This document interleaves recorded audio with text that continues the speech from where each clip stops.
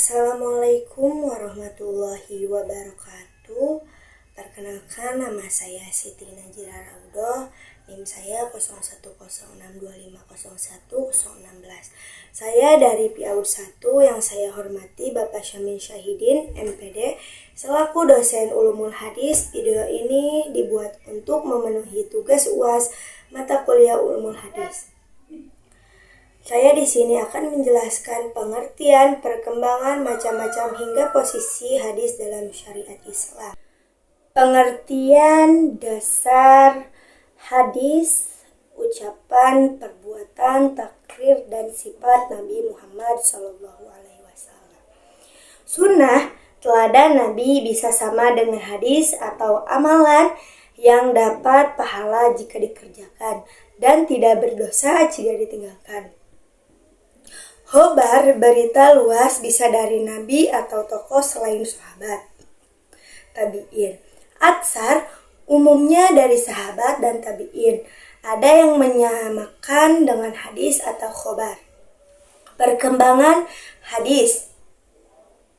Masa kenabian pada abad pertama disampaikan secara lisan.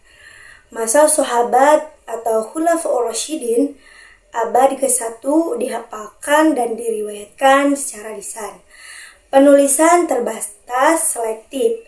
Abu Bakar dorong hafalan, Umar atur penyebaran, Utsman pastikan kesatuan Al-Quran, Ali punya catatan rujukan. Masa tabi'in abad ke-2. Mulai ada penghimpunan resmi dipelopori Khalifah Umar bin Abdul Aziz melalui Muhammad bin Syihab Az-Zuhri. Masa kodifikasi abad ke-3. Seterusnya, terjadi pembukuan besar-besaran, kitab Sahih dan Sunnat memisahkan hadis dari fatwa sahabat dan tabi'in. Klarifikasi hadis berdasarkan kualitas. Sahih, sanad bersambung, perawi adil dan dabit. Tidak cacat, dibagi sahih li zati dan sahih lil ghairihi.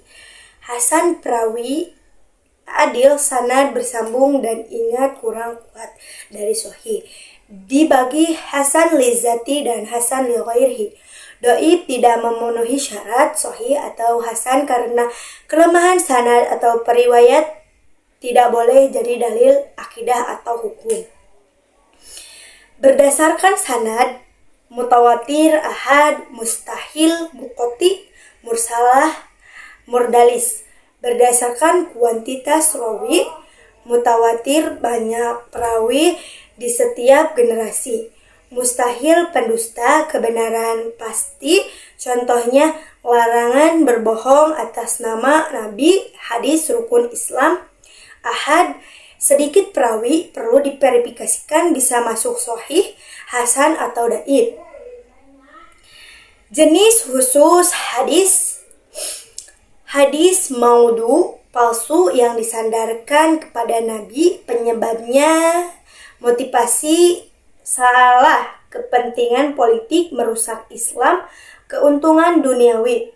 Hukumnya harus dihindari, pemalsuan adalah dosa besar. Hadis qudsi, maknanya dari Allah, redaksinya dari Nabi.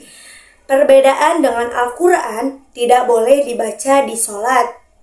Dan hadis nabawi fokus pada pembinaan jiwa. Tahrij hadis, upaya mengetahui sumber utama, menilai silsilah, menjelaskan tingkatannya, dan menimbangkan sebagai dalil. Metode berdasarkan awal kata matan, lafal matan, nama perawi, topik atau tema, sifat khusus hadis. Manfaat mengetahui asal-usul dan kualitas, mencatat variasi periwayatan. Ingkar sunnah, sikap menolak, mengingkari atau meremehkan sunnah Nabi, sunnah muakkadah, ingkarinya dosa besar.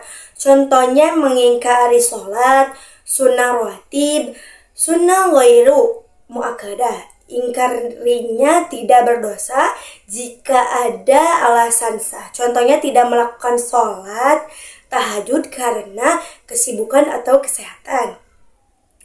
Penyebab kurang paham, terpengaruh paham, salah, kesibukan atau kelalaian. Dampak menurunkan kualitas ibadah, menjauh dari rahmat Allah, memisahkan dari ajaran lengkap Nabi. Posisi hadis dalam syariat. Yang pertama sumber hukum, kedua setelah Al-Quran. Peran menjelaskan dari memperinci Al-Quran menjadi sumber hukum berbagai bidang. Contoh hidup praktis Nabi, kedudukan bersama Al-Quran, bentuk landasan ajaran lengkap diakui seluruh mazhab sebagai rujukan utama. Perawi hadis terkenal sahabat Abu Hurairah radhiyallahu anhu, Aisyah binti Abu Bakar radhiyallahu anhu, Abdullah bin Abdul Mas'ud radhiyallahu anhu, Abdul bin Umar radhiyallahu anhu, Anas bin Malik radhiyallahu anhu, Abdullah bin Abbas radhiyallahu anhu, Jabir bin Abdullah radhiyallahu anhu, dan lain-lain. Tabi'in Sa'id bin Ibnu Mushab, Urwah bin Zubair, Muhammad bin Muslim bin Syihab Ajurrai, Imam Nafi, Salim bin Abdullah bin Umar. Ulama setelahnya Imam Bukhari, Imam Muslim, Imam Ahmad bin Hambali, Imam Abu Dawud, Imam At-Tirmidzi, Imam An-Nasi, Imam Ibnu Majah. Ulama hadis terkenal Imam Bukhari, Sahih Al-Bukhari, Imam Muslim, Sahih Muslim, Imam Ibnu Majah, Sahih Ibnu Majah, Imam Abu Dawud, Sunan Abu Dawud, Imam Tirmidzi, Sunan At-Tirmidzi. Wassalamualaikum warahmatullahi wabarakatuh.